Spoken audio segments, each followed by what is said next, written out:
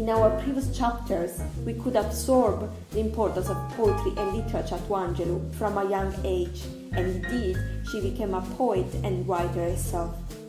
Throughout her life, she published a series of 7 autobiographies, poems, collection of essays, books for kids, and even cookbooks. And let's not forget, she wrote plays as well. The list of her published works includes more than 30 titles. Angelou's autobiographies have a distinct style and narration than the usual biography, sharing some elements common to fiction. I Know Why the Bird Sings, her first autobiography, was internationally acclaimed by critics, but came across censorship in many schools due to the vivid rape images described. We read some part of this book through the narration. Her volume, Just Give Me a Cool Drink of Water Before I Die, was nominated for the Pulitzer Prize. President Bill Clinton chose her to recite her poem on the post of mourning during his inauguration in 1993. We are going to hear a small part of it. The rock cries out to us today, "You may stand upon me, but do not hide your face." Across the wall of the world, a river sings a beautiful song. It says, "Come, rest here by my side. Each of you, a bordered country, delicate and strangely made, proud, yet thrusting perpetually under siege. Your armed struggles for profit have left collars of waste upon my shore, currents of debris upon my breast. Yet today I call you to my riverside, if you will study war no more. Come, clad in peace, and I will sing the songs the Creator gave to me when I and the tree and the rock were one. Before cynicism was a bloody sear across your brow, and when you yet knew, you still knew nothing." The river sang and sings on. There is a true yearning to respond to the singing river and the wise rock.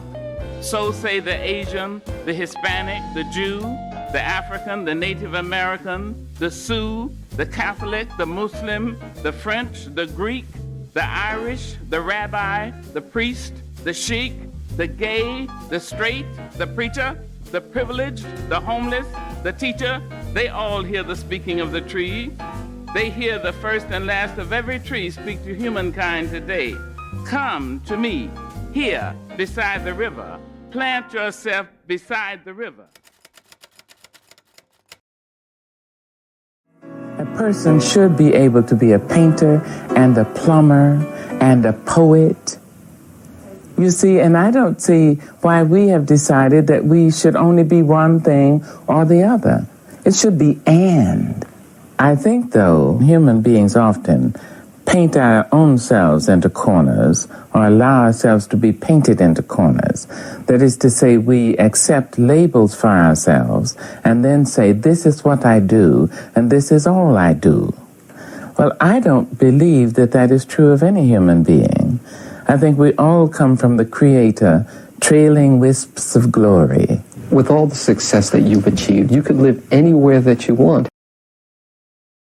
Angelou wasn't only a poet and a writer. She was a multifaceted woman who expressed her energies, her talents, her person as a dancer, actress, singer.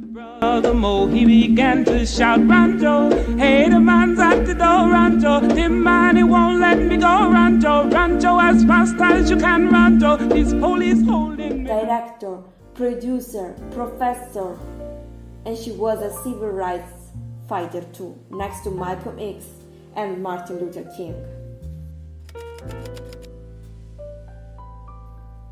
This episode and the following ones don't claim to be a complete biography, both about her and the old woman's life and career. We will need much longer videos to be able to do that. Anyway, we want to highlight some achievements Angelou obtained over her life and in the different fields she worked in.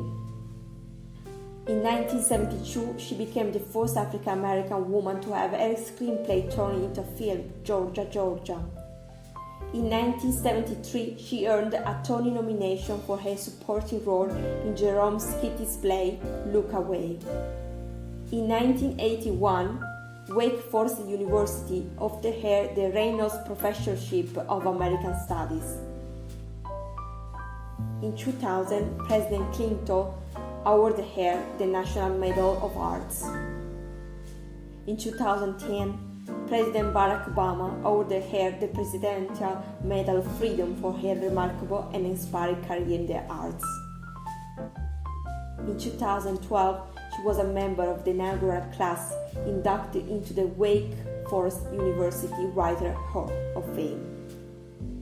Being asked from Speak Her Mind from different countries and interested in languages and their cultures, we can't avoid mentioning that Angelou, during her period living and working abroad, learned and mastered French, Spanish, Italian, Arabic, and Fanti, a West African language. Angelou passed away at the age of 86, and to conclude our series of this great woman, and to celebrate her greatness, we make you assist Dr. Maya Angelou herself in playing Phenomenal Woman, her poem dedicated to all women of all races from around the world. Men themselves have wondered what they see in me. They try so much, but they can't touch my inner mystery. And when I try to show them, they say they still can't see. And I say, it's in the arch of my back, the sun of my smile, the ride of my breasts, the grace of my style.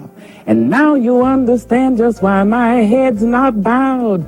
I don't shout or jump about or have to talk real loud. When you see me walking, it ought to make you proud. I say, it's in the click of my heels, the bend of my hair, the palm of my hands, the need for my care. 'Cause I'm a woman, phenomenal woman. That's you.